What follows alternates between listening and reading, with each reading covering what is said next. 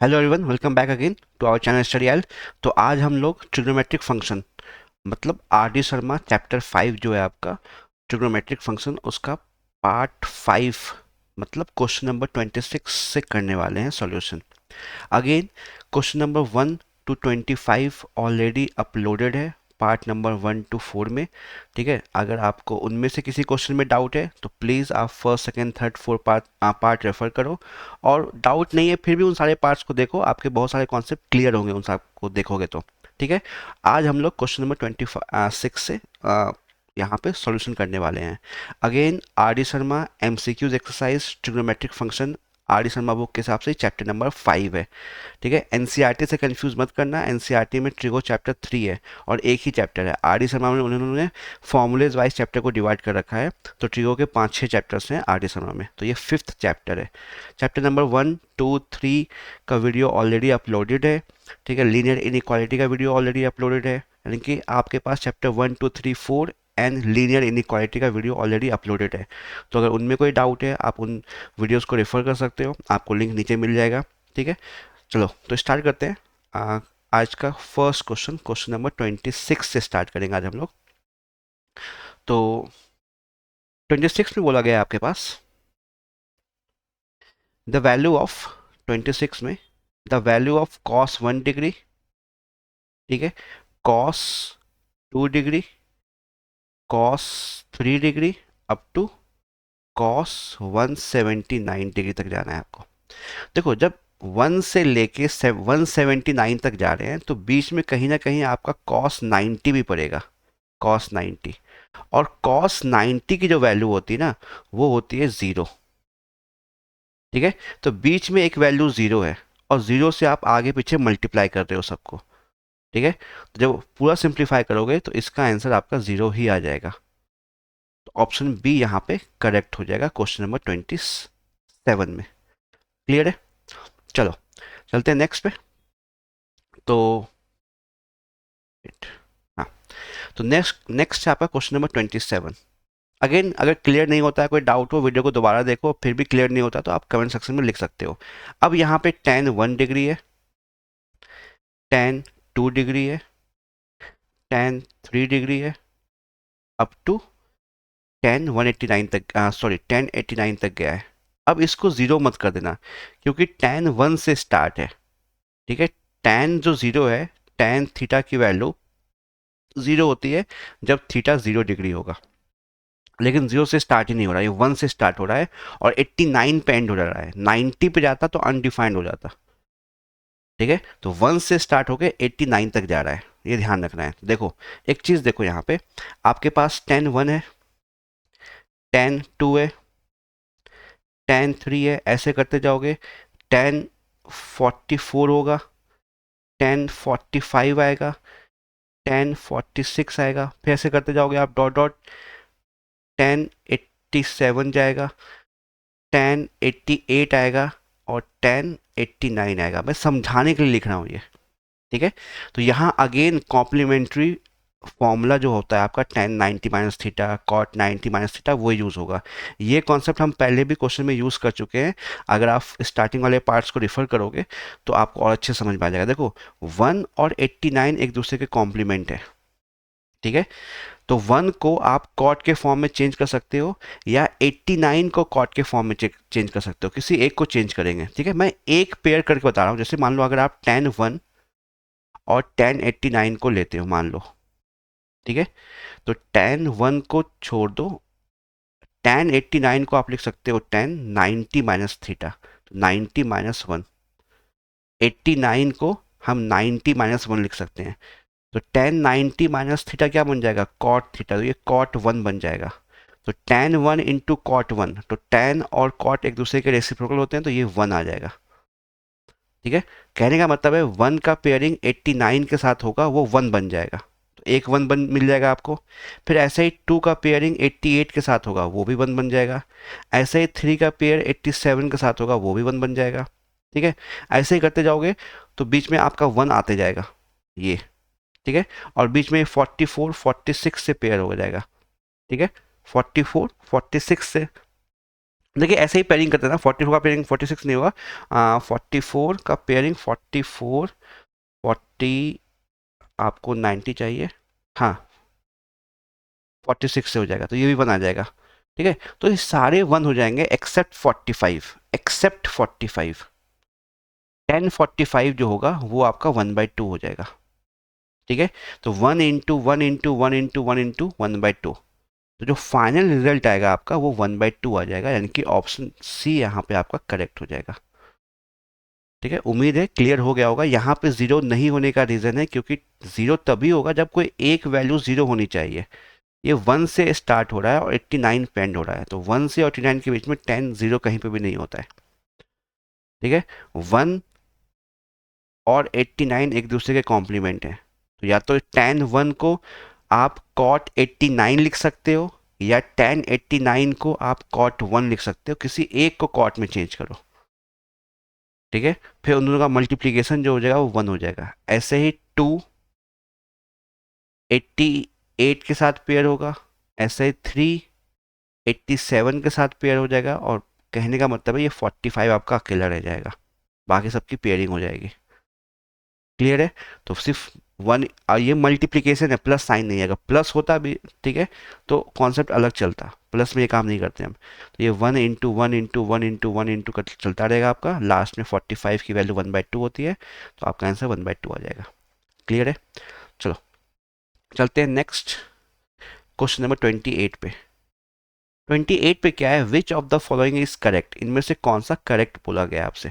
तो sign 1 degree और sign 1 को कंपेयर किया गया है, साइन 1 डिग्री एंड साइन 1 को कंपेयर किया गया है। साइन 1 का मतलब है, ये तो 1 डिग्री हो गया, तो ये 1 का मतलब है 1 रेडियन गिवन है, तो इसको भी डिग्री में चेंज कर लो आप, ये 1 रेडियन गिवन है, तो डिग्री में चेंज करने के लिए 180/पाई से हम मल्टीप्लाई करेंगे, तो ये डिग्री में आ जाएगा, यानी कि 1 रेडियन जो होगा वो 180/पाई डिग्री होता है। तो ये अप्रॉक्सीमेट 180 अपॉन में पाई, पाई की अप्रॉक्सीमेट वैल्यू 3.14, जब डिवाइड करोगे 57 पॉइंट समथिंग आ जाएगा, मान लो 1 ले लेते हैं, आप डिवाइड करके देख लेना, ये अप्रॉक्सीमेट 57 पॉइंट सम डिग्री आता है, तो 57.1 डिग्री मान लेते हैं। चलो अब अभी अप्रॉक्सीमेट हम 57 डिग्री ही ले लेते हैं। ठीक है, तो कहने का मतलब है यहाँ पे जो साइन 1 है ये डिग्री में चेंज करोगे तो 57 डिग्री लिखा हुआ है, अप्रॉक्सीमेट, अगेन 57 पॉइंट समथिंग आएगा, मैंने 57 लिया है अभी। ठीक है, तो साइन 1 जो है अप्रॉक्सीमेट 57 डिग्री लिखा हुआ है आपका।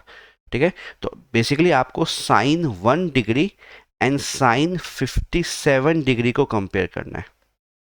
ठीक है, अगेन जहाँ पे डिग्री नहीं लिखा हुआ है ये रेडियन में लिखा हुआ है, ये आपका रेडियन में लिखा हुआ है, ये रेडियन में लिखा हुआ है। ठीक है, तो जब कंपेयर करेंगे तो आपको पता है साइन फंक्शन जैसे जैसे आपके थीटा वैल्यूज बढ़ते जाती है साइन बढ़ता जाएगा फर्स्ट क्वाड्रेंट में। अगर मैंने पहले भी कहा है, अगेन सबका ग्राफ याद कर लो, ये जीरो है आपका, ठीक है, ये मान लो आपका पाई/2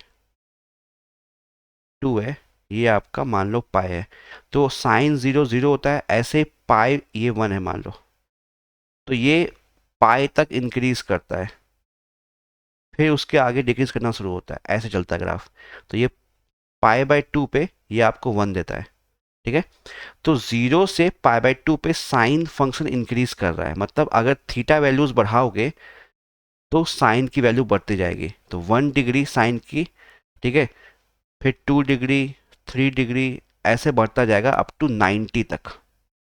ठीक है, फिर 90 के बाद से ये नीचे आना शुरू हुआ है, कर्व नीचे आता जाएगा, वैल्यू पाई पे 0 आ जाएगा, फिर उस हिसाब से साइन 57 डिग्री की वैल्यू साइन 1 डिग्री से ज़्यादा होगी, तो आप बोल सकते हो साइन यहां से sine 1 degree will be less than sine 1, 1 मतलब 1 रेडियन लिखा हुआ है ये, तो ऑप्शन बी आपका यहाँ पे करेक्ट हो जाएगा। ठीक है, और ये इंपॉर्टेंट क्वेश्चन है, बहुत बार एग्जाम में पूछ लेते हैं आपसे, बहुत बार आपके स्कूल के पेपर में, 1 डिग्री और साइन 1 को कंपेयर करो, हमें समझ में आता कि 1 डिग्री और 1 तो इक्वल ही तो है, तो ये 1 कुछ नहीं लिखा होता, 1 रेडियन है। ठीक है, तो आप रेडियन को चेंज कर लो डिग्री में, या एक काम करो इस डिग्री को आप रेडियन में भी चेंज कर सकते हो, तो फ्रैक्शन वैल्यू आ जाएगी, तो बेटर है रेडियन को हमने डिग्री में चेंज कर लिया 180/पाई से मल्टीप्लाई करके। क्लियर है, चलते हैं नेक्स्ट क्वेश्चन पे। Question number 29। तो 29 है आपके पास। अगेन tan थीटा गिवन है, tan theta -4/3। Then sine theta क्या क्या हो सकता है। अगेन थीटा क्या है आपके पास, कौन से क्वाड्रेंट में है, नहीं गिवन है। तो साइन थीटा पॉजिटिव भी हो सकता है, साइन थीटा नेगेटिव भी हो सकता है। तो tan थीटा गिवन है, तो अगेन सेम कॉन्सेप्ट, एक ट्राइंगल बना लिया आपने, ये थीटा होगा। tan थीटा आपका होता है p/b, उस हिसाब से ये आपका परपेंडिकुलर है, ये आपका बेस है।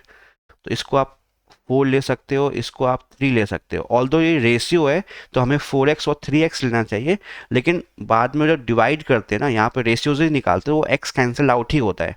ठीक है, तो हो सकता है स्कूल में आपको बोला जाए कि यहाँ पे 4 और 3 नहीं ले सकते क्योंकि ये रेशियो गिवन है, 4x और 3x होगा। लेकिन जब क्वेश्चन सॉल्व करते हैं उससे कोई फर्क नहीं पड़ता। ठीक है, लॉजिकली इनकरेक्ट है, हमें 4x और 3x लेना चाहिए, लेकिन क्योंकि हम रेशियोज ही निकाल रहे हैं तो x और x कैंसिल ही आउट होगा आपका। ठीक है, तो उसकी बात नहीं कर रहे हम, ये क्लास 10th में आपको समझाया गया होगा। तो पाइथागोरस थ्योरम से ये आपका 5 आ जाएगा। तो आपसे साइन की वैल्यू पूछी गई है, तो साइन थीटा यहाँ पर जब निकालोगे वो आपका p/h होता है, तो वो क्या हो जाएगा 4/5। अब थीटा क्या है हमें नहीं पता, कौन से क्वाड्रेंट में। अगर क्लास 10th में होते तो ये आपका आंसर करेक्ट हो जाता, लेकिन क्योंकि क्लास 11th में हो तो ये आंसर आपका इनकरेक्ट नहीं है, इनकम्प्लीट है, वो -4/5 भी हो सकता है। अगर थीटा आपका सेकंड, थर्ड या फोर्थ क्वाड्रेंट में हुआ तो साइन थीटा नेगेटिव हो जाएगा। तो साइन थीटा की वैल्यू -4/5 या 4/5 में से कुछ भी हो सकता है।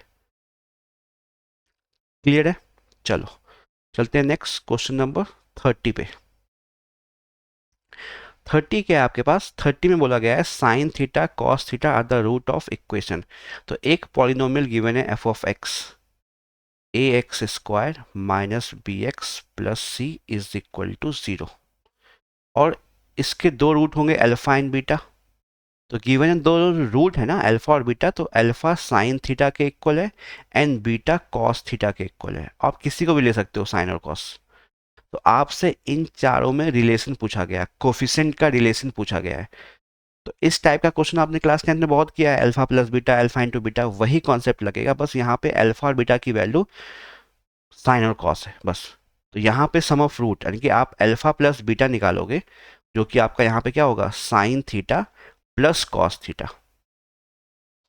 ठीक है, तो वो -b/a, तो -b/a, देखो यहाँ पे मैं कंपेयर कर देता हूँ, यहाँ पे कोफिशिएंट जो एक्स स्क्वायर का है उसको आप a बोलते हो, जो कि a के इक्वल है। कोफिशिएंट ऑफ x जो कि -b के इक्वल है, एंड कांस्टेंट टर्म c, तो ये गिवन है आपको। तो -b/a मैंने फॉर्मूला लिखा है, और b क्या है आपका -b, तो कहने का मतलब है ये b/a आ जाएगा। इस -b को कंपेयर मत करना, ये आपने पढ़ा होगा अल्फा प्लस बीटा जो होता है वो -b/a होता है। और यहाँ पे b क्या है आपके पास, यहाँ पे b है -b, तो जब -b रखोगे और एक माइनस पहले से तो +b हो जाएगा। और a क्या है, a के इक्विवेलेंट है। तो sign theta plus cos theta की वैल्यू b/a आ गई आपके पास। ठीक है, ऐसे अल्फा इंटू बीटा मतलब प्रोडक्ट ऑफ रूट, तो sign theta into cos theta c/a। तो यहाँ पे c आपका c के इक्विवेलेंट है और a के इक्विवेलेंट है, सेकेंड इक्वेशन आ गया। आपको तो a b c में रिलेशन चाहिए। ठीक है, तो आप एक काम करो, आपको ये पता है ना, एक रिलेशन आपके पास साइन कॉस में भी आता है। साइन कॉस में मतलब आपको ये पता है कि sign square theta plus cos square theta 1 के इक्वल होता है। तो इस वाले फॉर्म इक्वेशन को हम यूज करते हैं। यूज कैसे करेंगे, फर्स्ट वाले इक्वेशन को हम स्क्वायरिंग कर देते हैं बोथ साइड।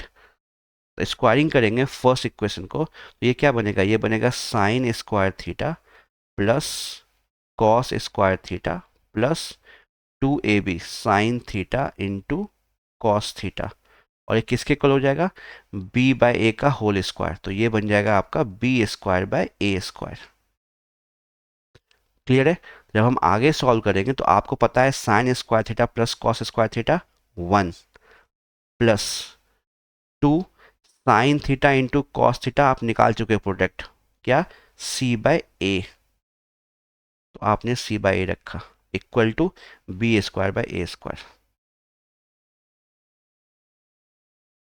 अब ए स्क्वायर को यहाँ मल्टीप्लाई किया, ए स्क्वायर को आप इस साइड लेके आए तो ये हो जाएगा ए स्क्वायर, ये हो जाएगा 2ac और ये हो जाएगा बी स्क्वायर। तो बी स्क्वायर को इधर ले आओ तो ये बनेगा A square minus B square minus 2ac, sorry plus 2ac equal to 0।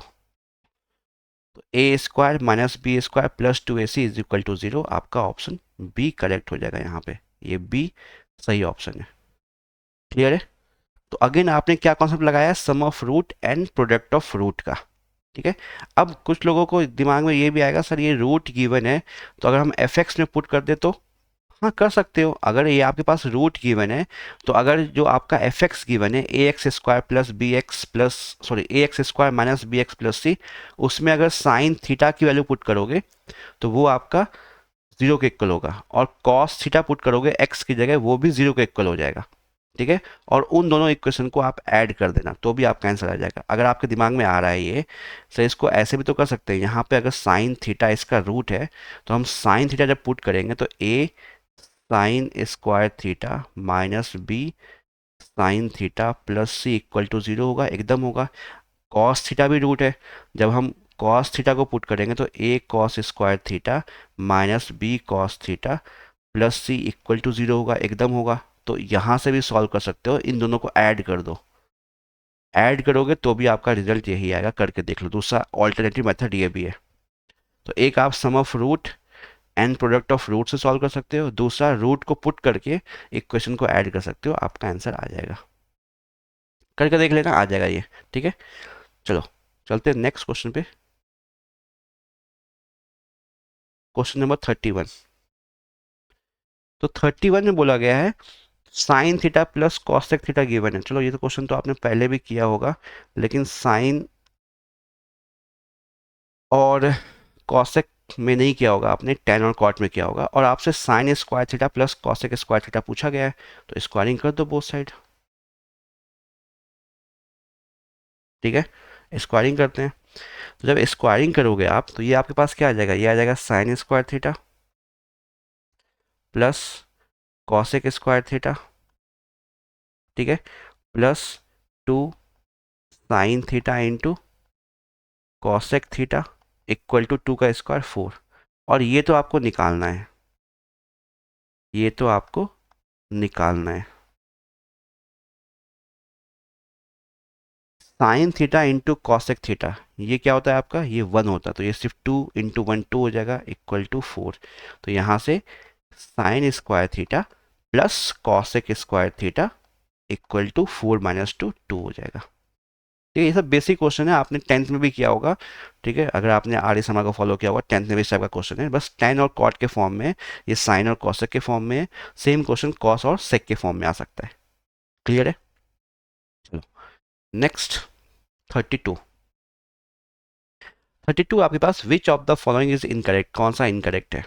तो जस्ट अगर आप पार्ट 4 पार्ट 3 देखोगे तो आपको ये दिखेगा, इस टाइप का क्वेश्चन हम कर चुके हैं।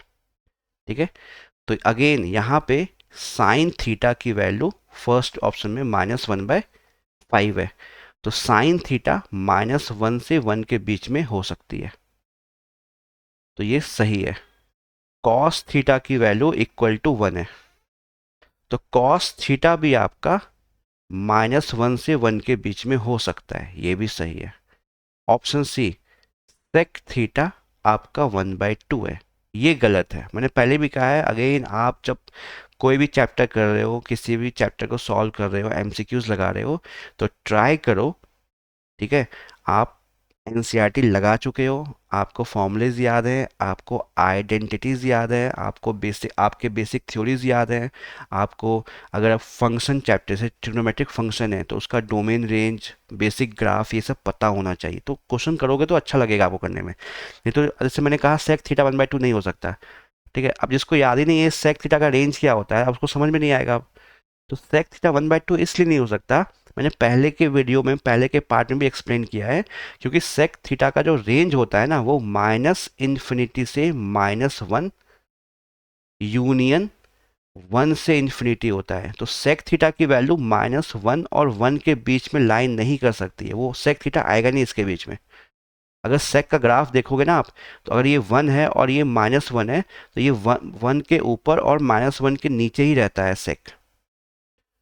अगर ग्राफ देखोगे, जाके देखो आप एनसीईआरटी या जो भी बुक है आपके पास, तो ये वैल्यू पॉसिबल नहीं है, तो ये इनकरेक्ट है आपका। तो यहाँ पे ऑप्शन सी सही हो जाएगा। इनकरेक्ट पूछा गया आपसे, ठीक है। चलो 33, ये लास्ट क्वेश्चन है इस चैप्टर का। तो पार्ट 5, पार्ट 5th है ये। पार्ट 5th में आपका चैप्टर खत्म हो रहा है। तो टोटल 5 पार्ट हो गए इस चैप्टर के, ठीक है। ऐसे ही सारे चैप्टर के 3 4 5 पार्ट्स हैं, सारे पार्ट्स को फॉलो करो। तो यहाँ पे बोला गया for real value of x cos theta x plus 1/x है, देन तो थीटा क्या होगा आपका। तो कॉस थीटा आपका x प्लस 1/x है। तो रियल वैल्यू ऑफ x के लिए x की वैल्यू रियल चाहिए, तो थीटा क्या रखोगे आप, ठीक है। तो देखो अगेन इसको भी सॉल्व करने का अलग अलग मेथड है। एक मेथड आप रेंज निकाल लो, ठीक है, रेंज निकाल के सॉल्व कर सकते हो। तो कहने का मतलब है, हम जो यहाँ सॉल्व करते हैं इसको सिंप्लीफाई करते हैं। क्या हो जाएगा, X square plus 1/x। X को यहाँ मल्टीप्लाई किया तो ये हो जाएगा कॉस थीटा एक्स, ठीक है। इसको ऐसे लिख लो, ऐसे मत लिखो, फिर लगेगा आपको थीटा और एक्स मल्टीप्लाइड है। इसको एक्स कॉस थीटा लिख लो और एक्स स्क्वायर प्लस 1। तो सारे टर्म्स को इधर ले आओ, तो ये बन जाएगा X square minus X cos theta plus 1 equal to 0। आपसे बोला गया है रियल वैल्यू ऑफ एक्स चाहिए आपको, सच दैट, ठीक है, रियल वैल्यू ऑफ एक्स के लिए, सॉरी सच दैट नहीं, रियल वैल्यू ऑफ एक्स के लिए थीटा क्या होगा, एक्यूट, ऑब्ट्यूज, राइट एंगल, या पॉसिबल ही नहीं है। देखो, तो अगर यहाँ पे आपको x को रियल करना है, तो मतलब रियल रूट्स की बात कर रहा है, तो इसका डिस्क्रिमिनेंट जो होगा d, वो ये होना चाहिए। तो कहने का मतलब है बी स्क्वायर माइनस 4ac ये होना चाहिए, तभी रियल आएगा x, उसके रूट्स रियल होंगे। तो b यहाँ पे क्या है, b यहाँ पे होता है कोफिशिएंट ऑफ x, जो कि माइनस कॉस थीटा है, ठीक है। देन आपका a क्या है, a आपका कोफिशिएंट ऑफ एक्स स्क्वायर 1, और c क्या है, वो भी 1 है। तो b स्क्वायर मतलब b आपका माइनस कॉस थीटा, तो माइनस कॉस थीटा का square cos square theta minus 4ac, a है 1 और c है 1। ये आप बोल रहे हो ग्रेटर देन इक्वल टू 0, तो cos square theta minus 4 greater than equal to 0, ये पॉसिबल नहीं है। थीटा आप कुछ भी रखो, रियल आएगा ही नहीं। क्यों, क्योंकि कॉस थीटा की वैल्यू -1 से 1 लाई करती है। अभी पिछले क्वेश्चन में मैंने आपको समझाया है। तो अगर कॉस थीटा की वैल्यू -1 और 1 के बीच में लाई करती है, तो कॉस स्क्वायर थीटा 0 से 1 के बीच में होगा। अगेन ये सब कॉन्सेप्ट इनइक्वालिटीज़ का है, ठीक है। स्क्वायरिंग करोगे तो 0 1 के बीच में होगा। तो 0 और 1 के बीच में आप कुछ भी रखोगे और -4 कर रहे हो, तो -4 कर रहे हो, तो जो नेगेटिव ही आ जाएगा डी। तो अगर डी नेगेटिव आ गया तो रियल रूट्स पॉसिबल ही नहीं है, रियल वैल्यू ऑफ एक्स आएगी नहीं। तो थीटा चाहे आप कुछ भी रख लो, तो यहाँ पे नो वैल्यू ऑफ थीटा होगा यहाँ पे आंसर। इसको मैं आगे भी सॉल्व कर देता हूँ। देखो आगे आप ऐसे को सॉल्व कर सकते हो, ये कॉस स्क्वायर थीटा है, -2 का स्क्वायर लिख लो ये, तो यहाँ से आ जाएगा कॉस थीटा +2 कॉस थीटा -2, ठीक है। जब इसको आगे सॉल्व करोगे आप, मैं थोड़ा सा इधर इरेज कर रहा हूँ, ठीक है, इसको।